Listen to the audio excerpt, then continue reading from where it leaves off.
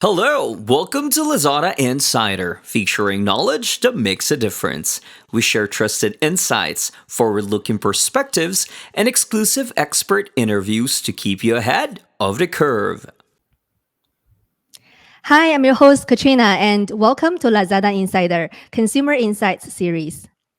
Today, we're going to talk about price and promotion. And I think there's no better time than now to talk about it because number one, it's been 1.5 years into the pandemic, and it's long enough for us to actually get a rhythm of the changes of consumers' shopping behavior and how they would most likely react to changes in price and promotion.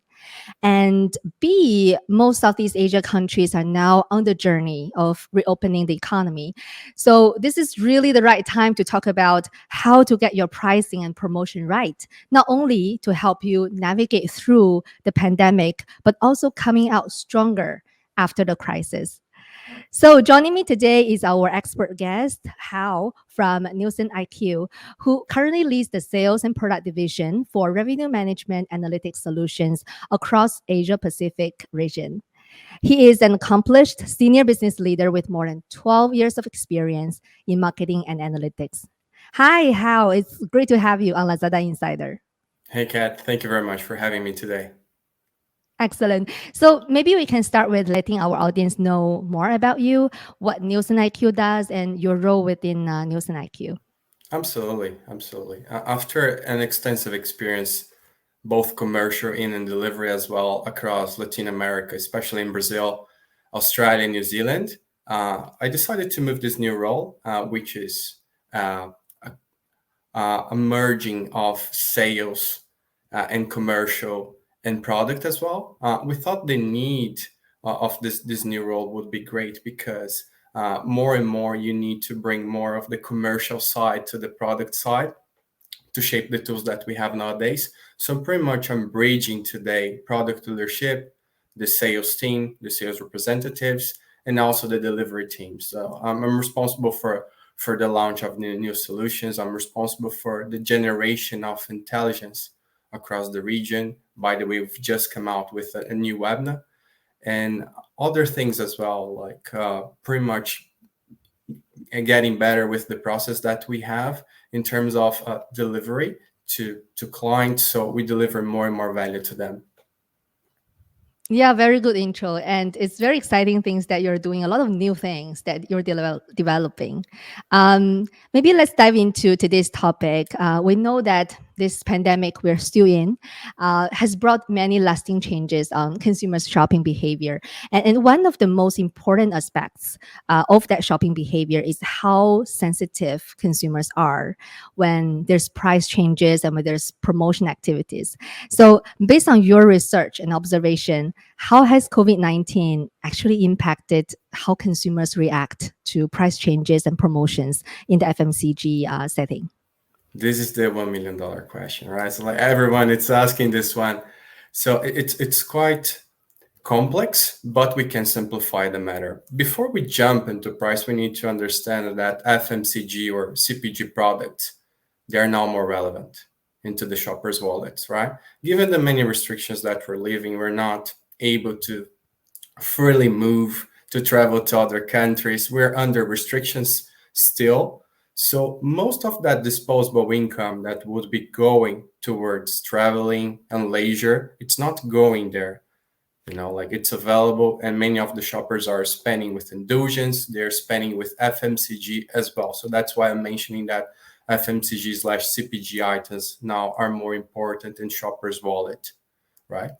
And here we have very different consumer shifts in terms of behavior. So if you think about that, shoppers are still looking for value for money. When we think about value for money, it's top 3 factor for store choice. So shoppers are looking for discounts to decide which stores they're going for. And this is happening all across Asia Pacific countries. If we grab each one of the countries, is going to be among the top 3 factors that we have over there. But on the flip side, shoppers are still loyal. We have realized that, like the loyalty to branded items it has increased over this time. So, for example, when you think about super premium, luxury, and premium products, you would expect that those items would lose a lot of market share, and that's not the reality. Combined, even though they're very expensive, the price gap that they have versus the average of their categories, it's super high. It's above 20-30%. You would expect that throughout the pandemic, they would be losing lots of market share. Combined, they lost 0.8 percentage points. And on the flip side, you would expect, okay, so mass and economic, which are the lowest price tiers that we have at Nielsen IQ, okay, like they're gaining market share, but that's not the reality either. Like they lost market share throughout this period as well, 0.4 percentage points. So you have FMCG more important in the wallets of shoppers. We have shoppers still looking for value for money, and also shoppers are becoming more loyal as well. Well, now I'm just setting the background because we have many shifts going on. Like, for example, when I mentioned value for money, people are looking for larger packs. Larger packs are responsible for the growth of more than 50% of the categories that we see across Asia Pacific. People are still looking for a private label. The market share of private label came from 6% and now it's sitting around 7%. And people are more responsive to discounts as well. We're going to mention that afterwards, but people are 70% more reactive to discounts right now. Like they're more responsive. You give a discount in this new environment, they're 70% more responsive than before. Well, so we have many things going on. So what we did, we ran some models for more than 60 plus categories across Asia Pacific, encompassing many, many countries. And we capture how shoppers were reacting to both regular price and promoted price. And we uncovered that we have very two distinct reactions. When it comes to regular price, which is long-term reaction, we have realized that shoppers are now less responsive to regular price, which means that if you increase the price in this new environment, you would be losing less volume compared to pre-pandemic. Just to cite some examples, if you increase 5% the price, the regular price across Asia Pacific right now, you would be losing minus 10%. And in the pre-COVID environment, we would be losing minus 13%. And the funny thing is that the same move, the same pattern can be found in United States, Canada, Latin America, Middle East, and Europe as well. So it's not particular only for Asia Pacific. We have seen other regions as well. So this is the first reaction. So reaction in long term to the shelf price, it's lower right now. But when you try to understand what's the reaction to discounts, it's higher. And this is not happening anywhere across the globe. Across the globe, the reaction is still flat. We have the same reaction that we had before in the pre-pandemic, right? But we measured from 0 to 50% discount. So 10% discount, 20% discount, and so on. And we realized that shoppers are 70% more reactive, more responsive to discount. So if before you were getting like a specific lift, let's say 10 units, now you're getting 17 units now because shoppers are reacting more to that. So, and it's also related to the value for money pursuit that I was discussing before. It's still among the top 3 factors that shoppers are looking for. And also with that, it's not only discounts. We've realized that in festive seasons, they are also looking for buy 2, get 1, depending on the category. Bundling promo, it's when you merge products from different brands or different categories as well. Bundle packs, it's also there. So whenever they find the chance to get value for money, and also it's related to the way that they're consuming that category, and this is also important to mention, then like they are more reactive to price. So to summarize to you, in terms of regular price, long-term shoppers are less reactive across Asia Pacific, but when it comes to discount and other sorts of promotions, they are more reactive right now, which goes against what we're seeing across the globe. That is the same reaction. That's actually very interesting. It just got me curious if, let's say, we put it in a more dynamic competitive setting, because you talk about, from a discount perspective, consumers are more sensitive, but it's more like discount versus your own original price. If we put it more in a competitive setting, if let's say, consumers are shopping and they compare sort of different goods, right, with different price. So within the same categories, do they compare price more than before, and how they react to it? Oh yeah. So the thing is, like for some countries, we had the opportunity to run this analysis, and we realized that for leaders, they are less comparable now. So before, if you understand, like the impact that you have once you open the price gap of a leader versus the followers. Back then in the pre-COVID environment, the leader would be losing more market share. Now what's going on? The leaders are losing less market share when they open the price gap. And this is somehow expected because if like go to the 101 pricing, you would see that leaders are meant to shape the pricing strategy of the category. They're meant to take price increases first or do changes like downsize, upsize, and so on, right? But on the flip side, what we have seen is that the remaining brands in the market, let's say the long tail and so on, it's more reactive now. So like they're more dependent on price gap, and especially against the leader. So if you are a brand that's not sitting in a leading position in the market, you should definitely be careful with the execution of your price, especially versus the leader of the category. That's very interesting insights. And then we know that, when consumers make product choices, right, there are many consideration factors. For example, brand, quality. And I think in recent years, two other factors sort of come in more strongly, which is like safety and convenience also, right? Because consumers now experience more convenient and more creative way of shopping.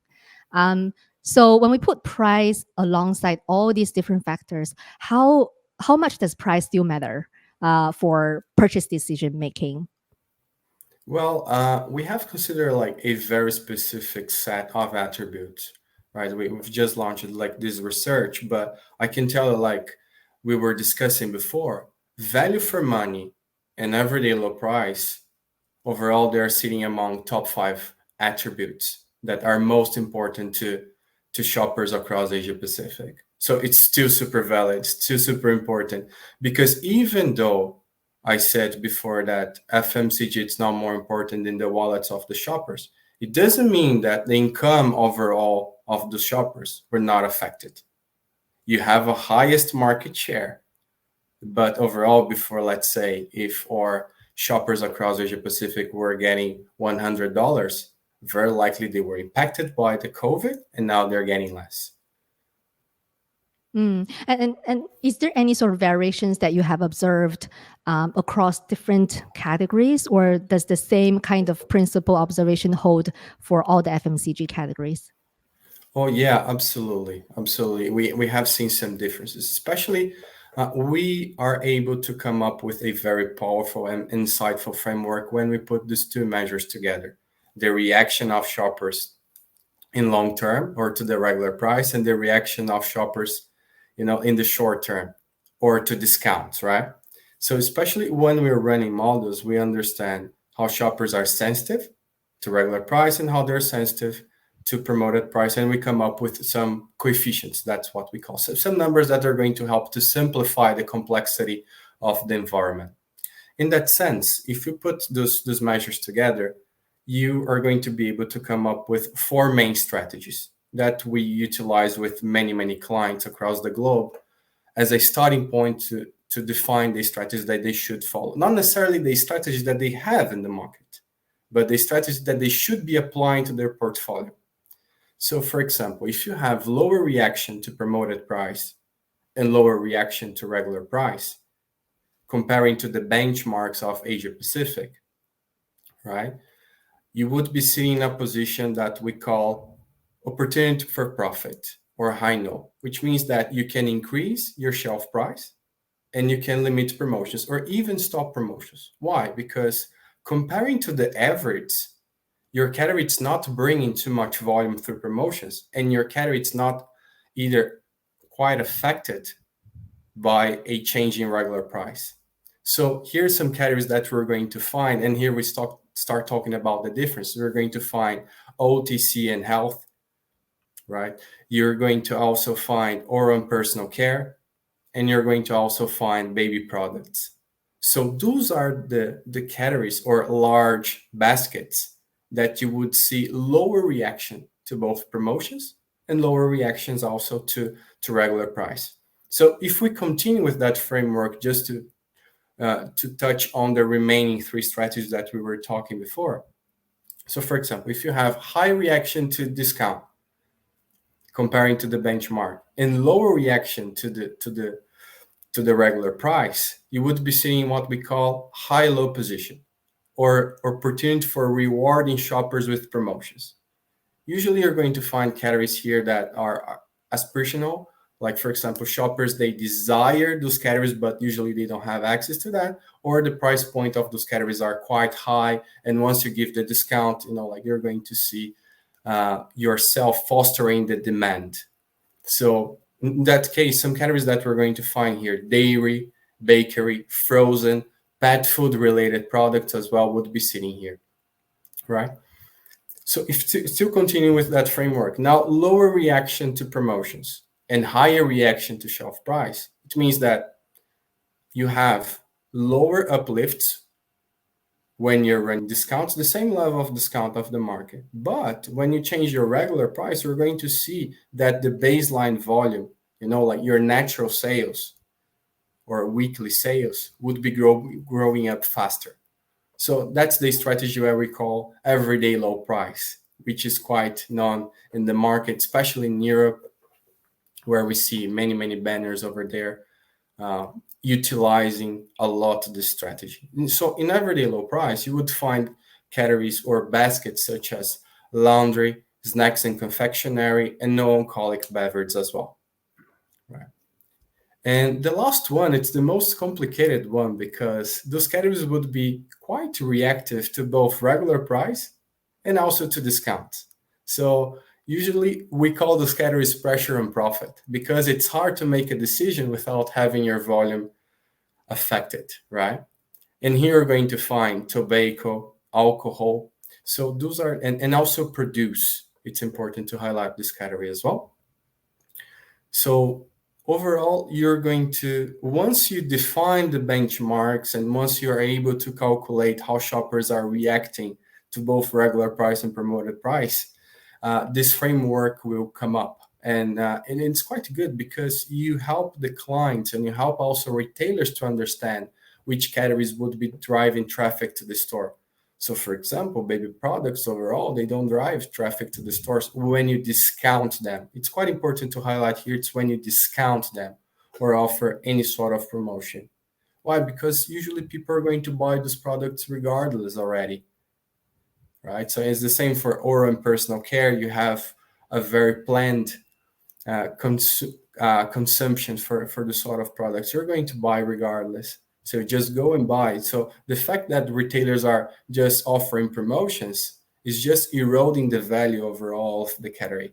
So it's quite important to understand where your category and also your products are sitting. Usually the way that we run this model, it's at store level for every item, and then we grab weekly sales, and then on top of every coefficient for every item, we are able to determine what would be the response at the category level. But still, when you drill down at the portfolio level, at the item level, we're going to find diversity in responsiveness as well, which is quite interesting. It's where, like the optimization starts for manufacturers and retailers indeed. It's important to know the role of the category, but it's more important to understand what is the role of each item as well. I'm really impressed by what you mentioned, right? About de-averaging, the total FMCG categories, then you see different patterns, and then you use different strategies. So this kind of analysis, how often should retailer or manufacturer relook at it, or this category kind of segmentation, right? It's more or less the same, or do they have to revisit this every now and then? What is the frequency that you would recommend? Well, pretty much depends on the consumer dynamics, right? And also the dynamics that we have in the category. Like, for example, if we have too many launches or line extensions, or we have one product that it's breakthrough innovation in the category and it's changing completely the dynamic, then we would be recommending to run shortly, like with shorter time frames, like 6 to 1 year. If not, 1.5 year, it's fine. I would say the results would last until 2 years max. Well, it's recommended to update every year. We understand that sometimes we have limitations in terms of budgets for manufacturers, depending on the consumer dynamics and also the dynamics that we have within the category. Then you're going to realize that you need to update earlier or later this sort of information. Yeah, thanks for your advice. How about online versus offline? Is there Well, any difference there? oh yeah, this is a question that we get a lot as well. We're running some pilots across the region for specific countries, but we're still not at that stage where we can compare because we don't have a robust sample of data points that would allow us to consistently, understand the difference between one channel and the other. Still, the differences that I mentioned for you in terms of categories and where they're sitting in terms of strategies is valid. Okay, this doesn't change because we would be utilizing data from both environments somehow. Well, this brings us to the end of part 1 of the interview with Hao from Nielsen IQ on the topic of strategies of getting price and promotion right. Next time, when we continue our discussion, we'll talk about some examples of effective promotion strategies and what you could do if running price discount is not an option for you. And also hear from Hao on the important considerations in price and promotion strategies during the economic recovery. Please stay tuned for part 2 of our discussion. This is Lazada Insider. We hope you enjoyed this episode. Make sure you click follow and subscribe so you don't miss our latest insights and expert interviews. Thanks again for joining us. Until next time, take care.